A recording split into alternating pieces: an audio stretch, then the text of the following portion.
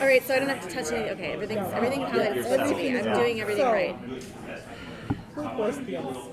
What do you think Darcy really wants at this stage in her life? In season 4. Pues joder, se necesita un novio.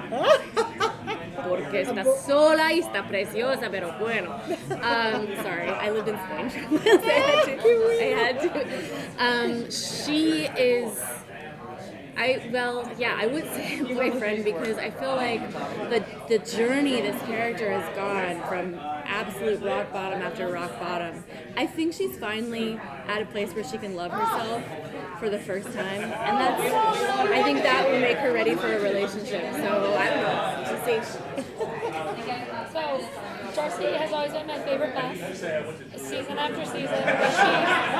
She's messy, but in a nice, unapologetic way a lot of the time. When you get to play a character that is that free about kind of figuring out her life, how has she inspired you into like, just accepting things about yourself and how they are? Yeah, I hadn't seen myself as a dramatic actor really before I started doing this show. I'm a comedian, and I still am. But as Darcy, as kind of the show pushed me to do new things and do new scene work and go to new depths as Darcy had to go reach new depths. I started to gain more confidence, and I think she taught me that. You know, I'm really going to miss her because of that. She gave me a lot. Darcy is really facing the demons this season and really dealing with a lot that's been built up over the years. But how did you approach that for Darcy going into this season? It took a lot of preparation, but we had, again, years to get to this point. And, you know, the character of Darcy is not in the original IP. She's not in the Dark Horse series, so we had a lot of creative freedom writing her character. And Chris and I have always been pretty explicit that eventually she would get to a place of healing. One way or another, we were going to get her into getting some help, you know, because sometimes that's an experience that we wanted to represent, that like not everybody can just bootstrap themselves into mental health, you know. So we really wanted to show what it takes for a character like Darcy, who's very she's incredibly pretty selfish and pretty willful, what it takes for a character like that to finally surrender and reach out for help. And I've had that experience, so I really did draw on that for this season, but it's very satisfying. Yeah. What was some of the challenges for this season for you? There was a lot this season. Yes.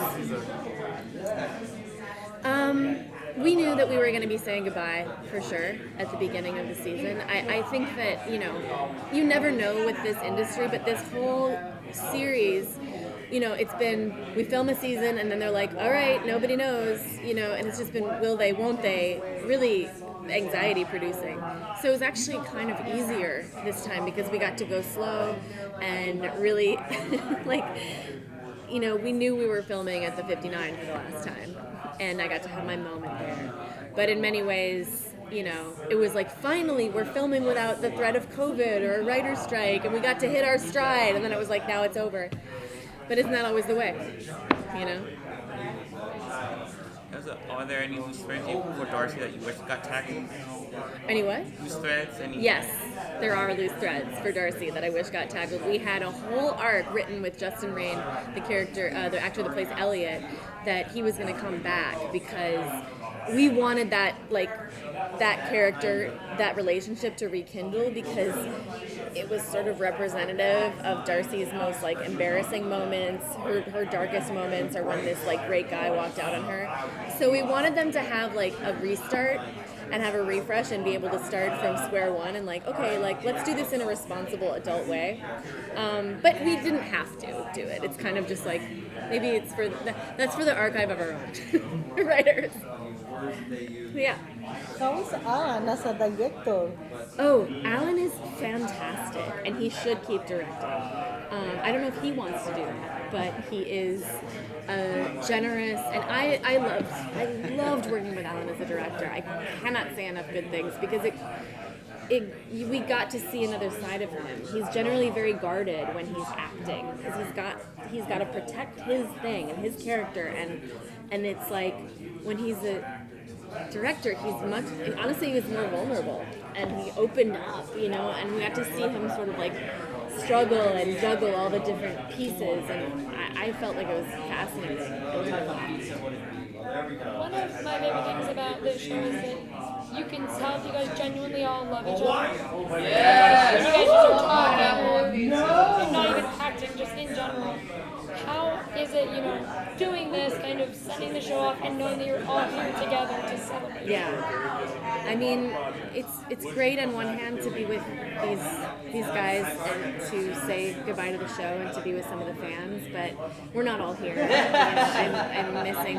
I'm missing Liz, I'm missing Gary Farmer, I'm missing a whole bunch of people, and so that sort of is bittersweet. But we did have our opportunity to say goodbye on set where everybody, we were all aware of it. So, but again, you never know. You never know. The fans are adamant, and we're just getting more fans today. So we'll see what happens. Hey, Firefly can do it. Exactly. Right? Yeah. So you're a wisecrack. Darcy's a wisecrack. How much of your humor, especially since Darcy's a newer character for the show, how much of your humor informed the writing and those aspects of Darcy? How much of my... Well, that's kind of a Chris question. I can't really speak to what he did, but I remember him saying when I was filming the scene in the pilot with the funeral, and Harry was like opening up the coffin, and I had my ad-libs in that scene, like, oh, it's intense, but I like it. Like, he kind of saw that and was like, okay, I know who this character is. There was that moment of settling, like, okay, yeah. I had just come off filming Mike and Dave Need Wedding Dates, and there was this very body character that I played, Cousin Terry, and I kind of had a hard time letting go of that. That was such a fun character to play, so I brought a little bit of Terry in there, and I think that kind of married it. Yeah. Oh, okay. Any favorite moment during the whole series that you want to share? God, there's been so many. I mean, there's been so many at the same time. I wish there was more. The waltz scene, it's just an opening piece from last week's episode, but that was very difficult for everybody else because they were freezing cold.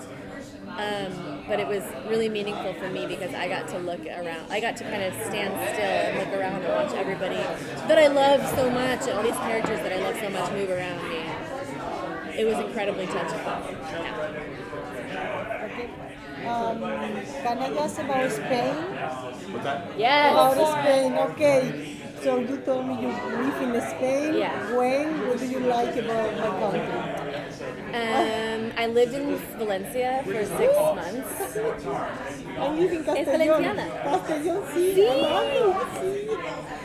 Pues entonces, intento en español, pero llegué en España intentando hablar en español.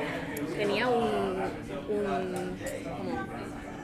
slight grasp del idioma, pero todo en mi escuela todo el mundo se habla catalán. Ay, no, valenciano. Sí, valenciano. Las clases, los maestros, todo en valenciano. Y digo, pero yo no sé. So it was very disorienting. I learned a ton though, and I made friends for life in Spain. I love it there so much. I haven't been back, honestly. And when was that? That was in 2002. For how long? 2002 for 6 months. Later, I spent time in Argentina, so doing some translating work, so I got a better grasp of Spanish. But my heart is still always there in Spain. I met the people of Spain. And the food. The food is incredible. I'm vegetarian, so everybody in Spain is confused about that. They're like, yes, but you eat meat. And you're like, no, vegetarian. They're like, okay, so only fish. Yeah, but I love the people from Spain. Some of the best friends I have in my life are still living in Spain. So. Thank you. Thank you so Thank much. you.